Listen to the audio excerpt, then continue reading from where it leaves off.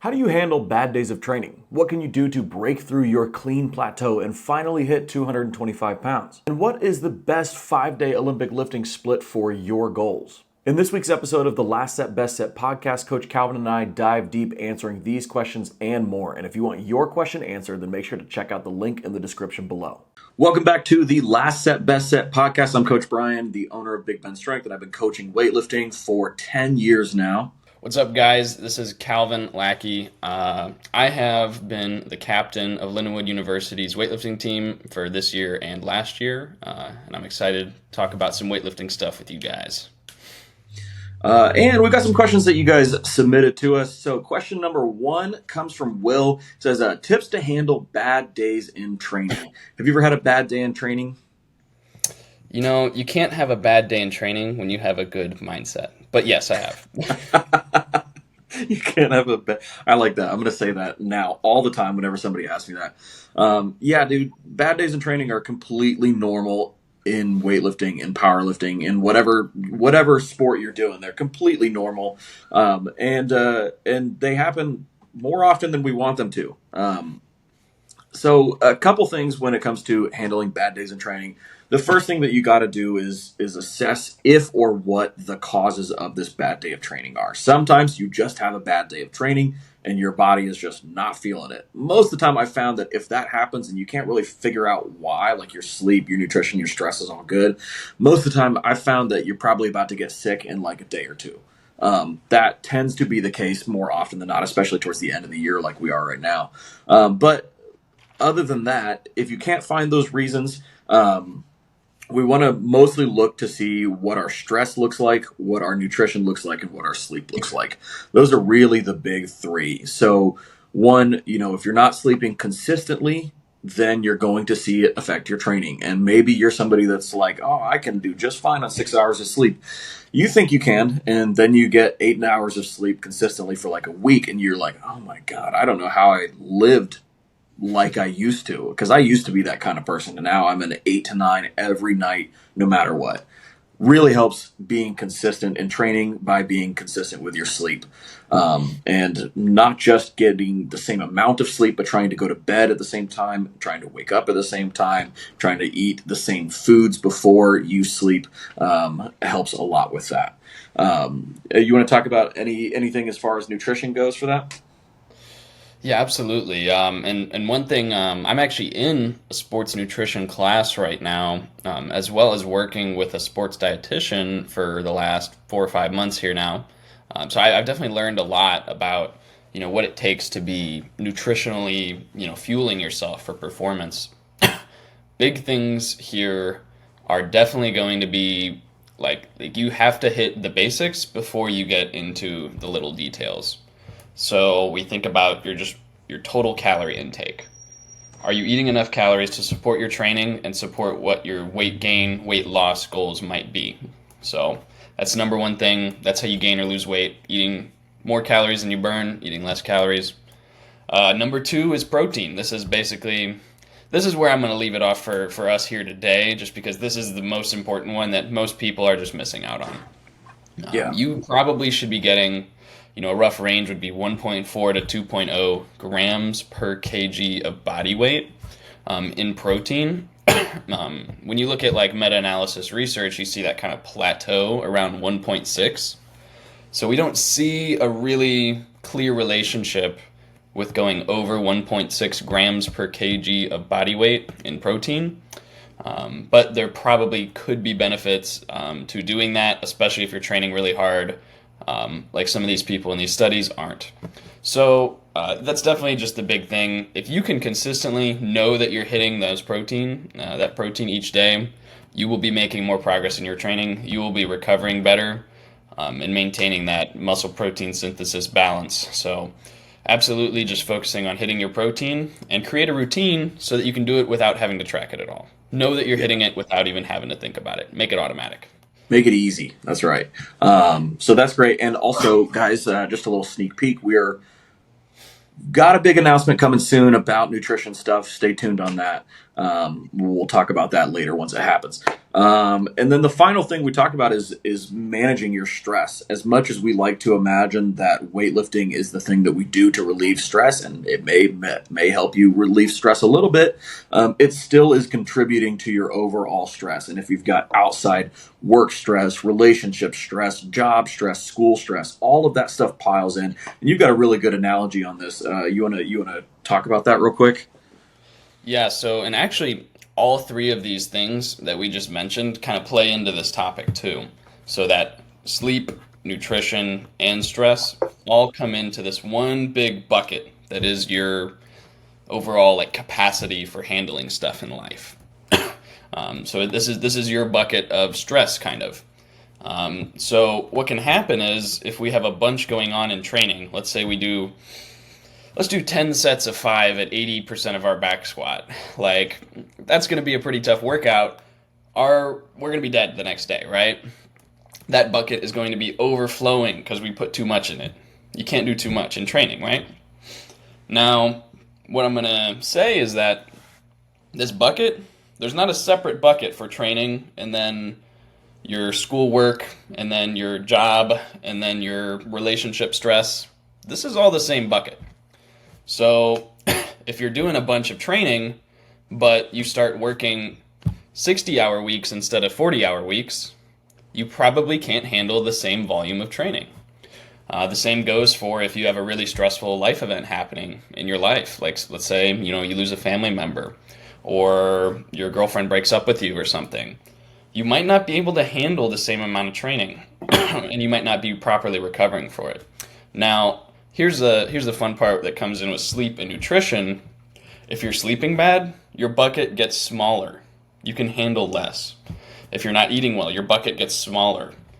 So we want to keep that bucket as big as possible. And you can do that by sleeping well, eating well, and just overall managing those outside sources of stress as the best as possible.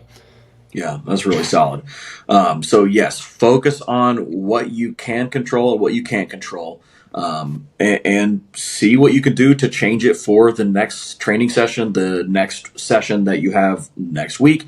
Focus on what you can control, and those are really the big ones. And then outside of that, you have to master the art of just brushing it off. Like, I feel people are not very good at doing that sometimes, especially once you start crossing from that beginner to intermediate level. And while you were a beginner, you could kind of just get stronger every workout. Once you start getting into that advanced level where it starts to get a little harder to do that, this stress starts to pile on a little bit more. So be a goldfish, like Calvin said. And if you guys have ever watched what's the show? Ted Lasso. That was probably one of my favorite moments in there. Just be a goldfish. They have the shortest memory span, and that's a good thing for you to be able to do too. This episode of the podcast is brought to you by the Weekend Winter Training Camp here in Tallahassee from December 27th through the 29th. You'll get coaching from me for double-day workouts, 2 incredible max-out sessions, and a sauna and ice bath workshop presented by our friends at Midtown Medical. Click the link in the description below to register and use code LASTSETPOD to save $50 on your order. All right, back to the episode. Question number 2 comes from Sam Rivers 123 on TikTok. What are some accessories I could do to break through a clean plateau of 205 pounds? So we've each got 3 different accessory exercises that we could do here. I've got mine. I'm a little bit more on the strength and technique side, and then you mostly were thinking that it's a little bit more of a strength issue here. So why don't we go back and forth? We'll give what our exercises are. So my first one is the front squat. I feel like this is kind of a no-brainer, but if you're not front squatting and you're trying to clean well over 205 pounds, if you're not front squatting significantly over that, it's going to make it a lot harder too, so keep front squats in your training and prioritize them as a main strength exercise all the time. They should always be in your training program. Focus on that. That would be a big one for me. What did you have? So my first one is also going to be front squats. It's like the number one correlated lift to your clean, in my opinion. I've heard some people say that back squats are more relevant, but I think if you're at kind of the more beginner phases of your training, a front squat is probably a lot more foreign position that you need to get comfortable in. So strength is specific, and doing this front squat, like you're never going to clean something you can't front squat, you know? Yeah. So we got to get strong there. Strength drives the Olympic lifts. You know, it might be a technique-based sport, but you got to have the strength. That's right. All right. So my second exercise here, I chose this for two reasons. A lot of the common errors that people are going to have as a beginner in the clean are usually going to happen in the first pull or not making contact with the bar.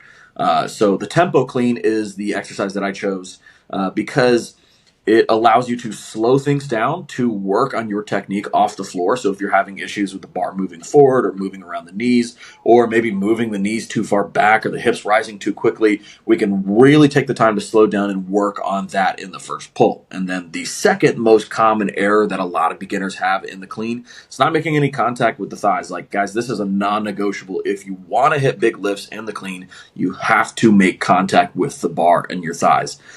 So the tempo clean also is a slow pull. That means that you can take the time to remember to make contact and sweep the bar back into you as you're doing your pull.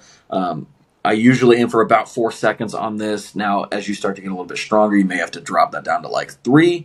Yeah, I love the tempo clean. It's also one of the progressions that we use in the beginner program, which I'll link that down in the description below. It's a free weightlifting guide and program, so you guys can check that out. So, what exercise did you have for number 2? So number 2 for me, kind of keeping with the theme of you got to get strong if you want to be good at Olympic lifting, is going to be the clean deadlift. Now, I would definitely not include the regular deadlift on my list here because I don't think it really applies. My regular deadlift could be 30, 40, 50 kg higher than my clean deadlift even, but it is not helping my clean unless I can maintain those clean positions. So what the little differences between the clean deadlift and the regular deadlift is definitely going to be the hips starting lower in the clean deadlift. So this is what this is going to do is set us up to push with the legs off the floor and above the knee. So another main thing in the clean deadlift is keeping that balance in the kind of ball of the foot area, whereas in a regular deadlift you might shift back to your heels, especially at the top of the movement. Mm-hmm. So we want to keep those shoulders over the bar, push with the legs. It's going to really teach you good positions for the clean. Yeah, solid. Okay, so my third one is actually kind of like a return to basics for a lot of people, and that is the hip clean or the power position clean. I think this is probably the most important variation of the clean to at least for beginners to start with. This is how you learn how to create vertical leg drive and use your legs to actually get the bar up. But then also after that, learning how to be fast under the bar, not just fast to the bottom of the squat and dropping down there, but fast to the bar so that you can meet it and catch the bounce of the squat. So I really like the hip clean. I think that's a fantastic way to do it. One of the advantages of it as well, if you've hit a plateau, is hip cleans are really hard to generate power from compared to pulling from the floor. So you can use the hip clean as a way to get really good at the hardest part of the lift for a lot of people. And then as you move into your full cleans, a lot of the time you'll find that because you were challenged so much in the hip clean, that the clean doesn't feel nearly as hard because you have all this momentum from the whole rest of the pull. For sure. My third exercise that I chose, again with a pretty strength focus on mine, is going to be the Romanian deadlift. Now, most people are familiar with this exercise that just go to the gym normally. But what most people don't know is that it was actually invented by an Olympic weightlifter. His name is Nicu Vlad, and his coach, I think you say it, Dragomir Kiroslan, presented this exercise basically to the public in the 1990s. And he was a Olympic and world weightlifting champion. So this is a really great exercise to get you strong in that mid-range of the lift from about the knee to the hip. But it should be noted that the positions are going to be probably a little different than the regular clean. The regular clean. So let's try and keep those positions, pretty close, but it's okay if they deviate a little more. Like what will probably happen is you see the shoulders go over the bar a lot more than they would in the clean. Yeah. And the RDL is just fantastic. It's like the one of the best hamstring and glute exercises you could possibly do. So if you want to get cheeked up and you want to get some big lifts, I think the RDL is a fantastic one for sure. All right, question number 3 comes from Anonymous3020 in the YouTube comments. And I actually wanted to read this one out loud because the comment was pretty cool to read. So he says, hello, sir. I am from India and I'm a weightlifter, but I live in a rural area, so I have no technical coach. I learn about all the weightlifting technique and exercise from you, and now I am winning 2 times silver medal, 1 time gold in state competition. Thank you, sir. That was kind of cool. The question here is, can you please make a video on training schedule of weightlifting? So I interpreted that to mean, can you talk about like a training split? And so Calvin and I here have 2 different splits. I'm going to go over the one that we're using in the OlyStrong team right now, which is a very bodybuilding focused training program that we're doing for the next 8 weeks. So this is the 5-day training split that we're using. Day 1 is our higher volume snatch day. This is where we're going to stick in the 70 to 85% range for our snatches and do more reps and sets. And then after that is we're actually doing chest for the first time ever. We've got barbell bench press on the training program. I think it's a great exercise to keep in there. It's maybe less specific to the Olympic lifts, but having more muscle is also great. So there's no downsides to it. So we got volume snatches, bench press, and then we're doing chest accessories and arms. So chest flies, dumbbell bench. And then tricep, so we got skull crushers, tricep push downs, and some bicep curls in there. So that's day 1. Day 2 is our high volume clean and jerk. So this is going to be same thing, moderate percentage range, 70 to 85% for a couple sets of 2. And then we've got legs. So we're going to hit some back squats on the first day. Right now what we're doing is building up to a heavy set of 5 with a pause, then doing 2 drop sets of 5, and then 1 drop set of max reps. And that has been wrecking some people's legs for sure. But then after that, we're going into Bulgarian split squats, RDLs, and we're throwing some calf raises in there because why not, Day 3, we've got our power day. So we're going to do right now we're doing a complex of a hip power snatch plus a low hang power snatch. And same thing for the hip power clean and low hang power clean. And then finishing it up with back day. So we're doing pullovers, dumbbell rows, and GHD back extensions as our main back exercises. Day 4 is going to be a rest day. Then day 5, we're going for a heavy snatch day. And I kind of like this training approach early in the week, doing our higher volume stuff, get a rest day in the middle, and then go heavy towards the end of the week. So we're doing a heavy snatch. Our anchor lift for this month is the low hang snatch. So we're going building up to a heavy single of that. And we're going to finish that out with some legs. So we're going front squats this time, dumbbell RDLs, and box step-ups as our accessory work there. And then the final day, we are doing heavy jerks from the rack, followed by shoulders, and then your choice of either arms or a second back day. So if arms are a big weak point for you, you can do more of those. If back's a big weak point for you, and for a lot of lifters it is, then back could be your option for the accessories. And same thing, you could choose great back exercises like pullovers, like pull-ups, which we don't include in the program too often, but every now and then we do. And yeah, that's the training split that we're doing right there. It's not the one that we always use, but it's a pretty solid approach. And then I know you've got a training split that you use for your program. So you want to go over that? For sure. And about the Ollie building split as well too. One thing I really like about it is still the focus on frequency of the Olympic lifts. Yeah. So I think it's really good at keeping you snappy and like doing the Olympic lifts regularly. Like you're snatching 3 times a week. You're doing some kind of clean and jerk thing also 3 times a week. And so that's, I think, really good for keeping your technique good while you're still focusing on those accessory movements, trying to build muscle. You'll notice a bit of a difference in what is kind of the off-season plan that I typically use. Now, this is going to be in the first 3 weeks of my 12-week program. So that's kind of directly where I'm pulling this from. But it's also what I use in my one-on-one coaching. What this kind of looks like is you'll have 3 main movement days a week. You have a clean day, a snatch day, and a jerk day, where you're doing volume in those lifts. So what that kind of looks like is usually, maybe we're doing 5 sets of 4 or 5 sets of 3 on those main movement days before they eventually taper down. And then in between those are going to be a snatch complex and a clean and jerk complex.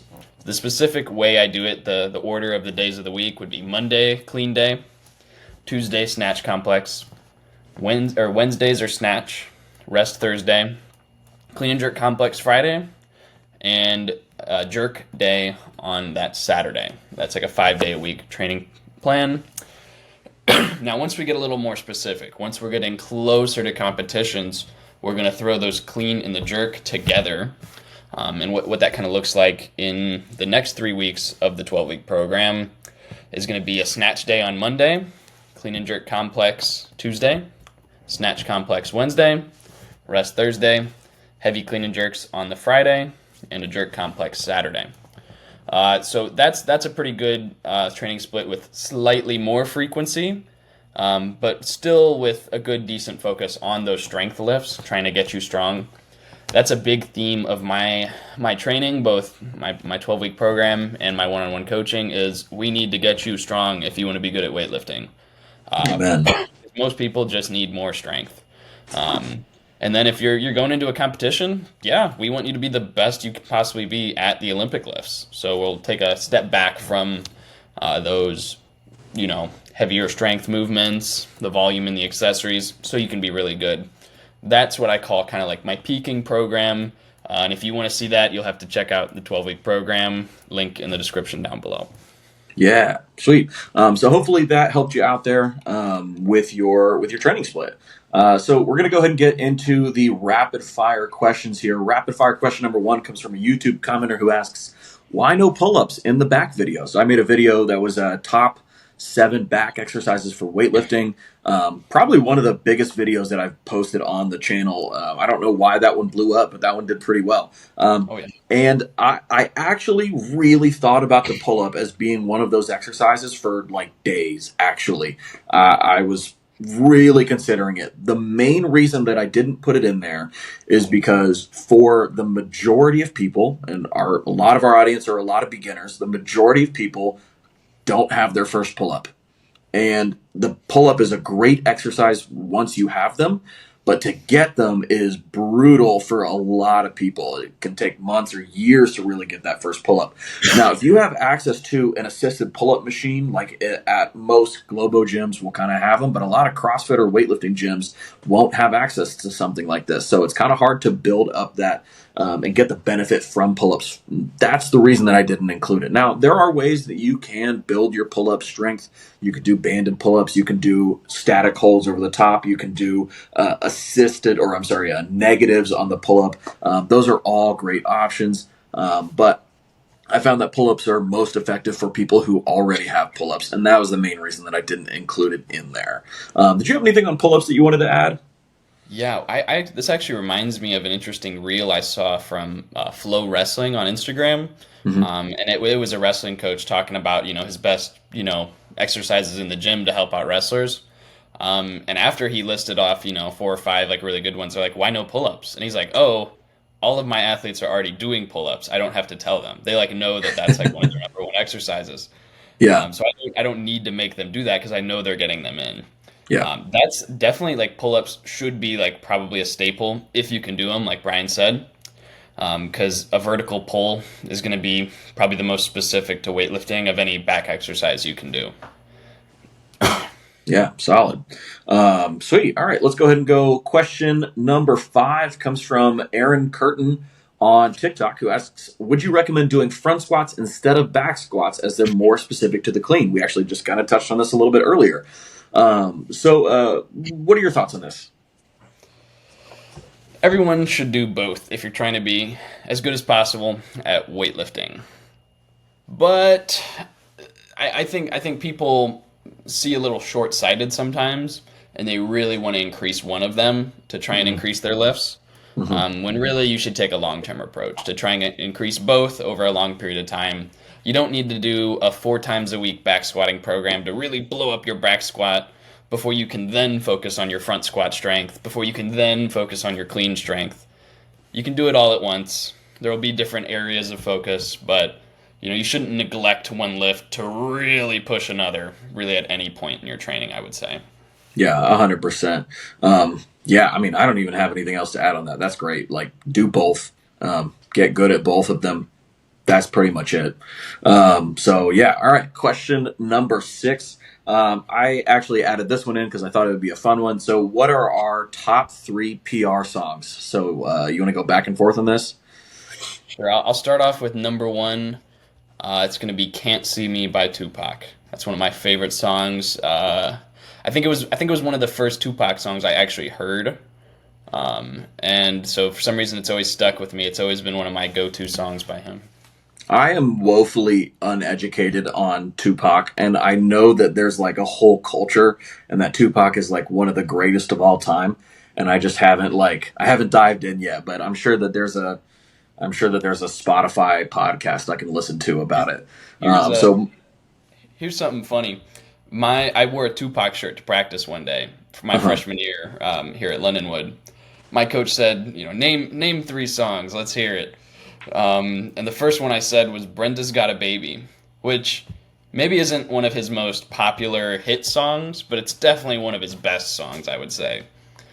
Just for like the story behind it. And he was like, "Oh," like he was like taken aback that I knew what that was, or that I was just gonna say the main songs everybody knows, like "California Love" or "Hail Mary" or something. But yeah, that's a funny story about that. That's pretty funny.